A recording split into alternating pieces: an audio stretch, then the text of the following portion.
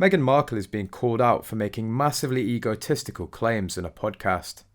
The episode, featuring Indian actress Deepika Padukone, comedian Jenny Slate, and actress Constance Wu, drew criticism from a former aide of Mrs Thatcher. Sharing his opinion on Twitter, Niall Gardner wrote, "Another completely pointless, massively egotistical, hubris-filled podcast from Meghan Markle." Moreover, royal fans immediately point out Meghan's contradiction. Darcy Jones on Quora said, "I'd actually forgotten, so I went online to see what the highlights were. Apparently it was changing a story from the Oprah interview. Now all of a sudden Meghan claims that Harry referred her to a therapist during a time she describes as my worst point. Is she describing the time that she claimed in her Oprah interview to feeling suicidal?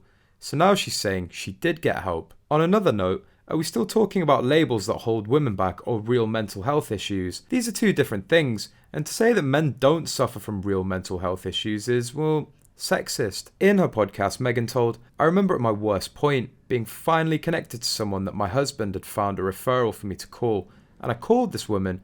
She didn't know I was even calling her, and she was checking out at the grocery store. I could hear all the little bleeps of the checkout, and I was introducing myself, and I could literally hear her going, 'Wait, sorry, who is this?' She could hear the dire state that I was in. I think it's for all of us to be honest about what it is you need, and to not be afraid to make peace with that." One royal fan commented, "What I don't understand as a grown woman is why she couldn't call a therapist herself. Why is her story always someone did this, didn't do that, told me this, didn't tell me that? She doesn't even recognise or champion for herself. No esteem, just nothing there. It's bizarre." Another added, "No mental health professional is taking a work call in the grocery checkout. They wouldn't be able to speak candidly without breaching confidentiality." Furthermore, royal correspondent Rupert Bell said Meghan's comments were eye-rolling. Talk TV's Julia Hartley-Brewer said she's whinging and moaning again. There are these stereotypes, and I do accept that, but she's talking about how she's been called these things, and isn't that terrible? Hasn't she been called these things because of what she's said and what she's done, rather than because she's a woman? Mr. Bell added, "Another eye-rolling moment from me there, Julia, I have to say. It's this Californian culture where everything has to be analysed. You've got to see a therapist. Why can't people sometimes take a look at themselves when they haven't got a problem?" I'm not sure Meghan has got huge problems because she's living in $1 million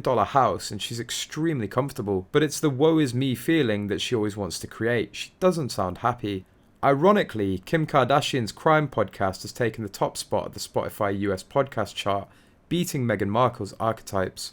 According to a report published by Forbes, the reality TV star's show titled The System, The Case of Kevin Keith, jumped to number 1, leaving behind the Joe Rogan Experience, with Meghan's podcast coming in third.